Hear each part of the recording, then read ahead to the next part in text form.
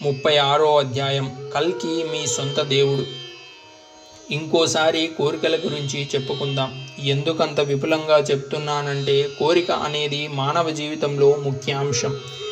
ఎన్నాళ్ల బట్టో ఎదురు చూస్తున్న కోరిక తీరితే ఏమవుతుంది? సంతోషం కలుగుతుంది. అంటే ఏ రూపంలోనైనా మనిషి వెతుక్కునేది సంతోషమేనన్నమాట.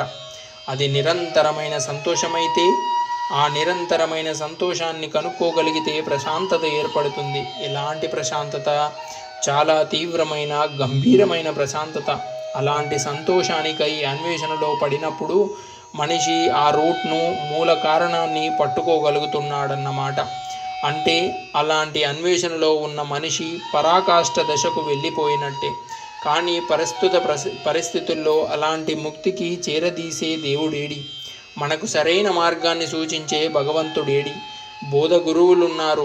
వాళ్ళు నిజంగానే చాలా చిత్తశుద్ధితో మనిషిని చైతన్యవంతుణ్ణి చేయడానికి అహోరాత్రులు శ్రమిస్తున్నారు. ఆ శ్రమ ఫలించటం లేదు. ఎందుకు? అక్కడ ఏదో శక్తి లోపిస్తున్నది. ఇంతకు ముందు మనం ఛాలెంజ్ గురించి చెప్పుకున్నాం. ఆ రోజులో మన బ్రిటిష్ దేశస్థుల చేతుల్లో బానిసత్వంలో మ్రగ్గుతున్న రోజుల్లో ఆ బానిసత్వం నుంచి విముక్తి అనే ఛాలెంజి ఏర్పడింది. ఆ ఛాలెంజ్ని ఎలా ఎదుర్కోవాలో ఆ వ్యూహానికి గాంధీజీ అద్భుతమైన రూపకల్పన చేసి భారతీయులందరిలో ప్రాణశక్తి ప్రవహింపజేసి తద్వారా బానిసత్వం నుంచి విముక్తి కలిగించాడు. ఇప్పుడు అలాంటి రాజకీయ బానిసత్వం మనకు లేదు. దుఃఖం అనే బానిసత్వం మనిషిని పీడించి వేస్తున్నది, పీల్చి పిప్పి చేస్తున్నది. ఆ దుఃఖమే మనకు ఛాలెంజ్. ఆ ఛాలెంజ్ని ఎదుర్కొనే ప్రాణశక్తి మనలో ప్రవహించాలి. అలాంటి ప్రాణశక్తి అందించడానికే కల్కి భగవానుడు ఈ భూమి మీద అవతరించాడు. ఆ రోజులో స్వాతంత్రం కోసం ఎలా ఓ మహాసంగ్రామం జరిగిందో, ఇప్పుడు దుఃఖం నుంచి విముక్తి కోసం మహాసంగ్రామం కలి మీద. స్త్రీలు పురుషులు అనే భేదం లేకుండా, కులము మతము అనే తారతమ్యము లేకుండా, పెద్ద చిన్న అనే తరతమ భేదం లేకుండా, గొప్ప బీద అనే వ్యత్యాసం లేకుండా అన్ని వృత్తుల వాళ్ళు, అన్ని వ్యాపారాలకు సంబంధించిన వాళ్ళు, మేధావులు, సామాన్యులు అందరూ కలిసి మూకుమ్మడిగా జరుగుతున్న సంగ్రామము జలియన్ వాలీబాగ్ లాంటి సంగ్రామం. ఎక్కడ జరుగుతున్నది? హృదయ క్షేత్రాలలో. ఎవరి వల్ల జరుగుతున్నది? కల్కి భగవానుని అనుగ్రహం వల్ల. ఎంతకాలం నుంచి మనం ఎంతో నిష్టగా పూజలు చేస్తున్నాం, ఇష్టదేవతల్ని కొలుస్తున్నాం. అయినా దేవుణ్ణి చూడలేకపోతున్నాం. దేవాలయాలకు వెడుతున్నాం, భక్తి పారవశ్యాన్ని తెచ్చుకుంటున్నాం. అయినా భగవంతుణ్ణి అనుభవించలేకపోతున్నాం. ఇప్పుడు దిగివచ్చిన కల్కి భగవానుడు ఎవరు?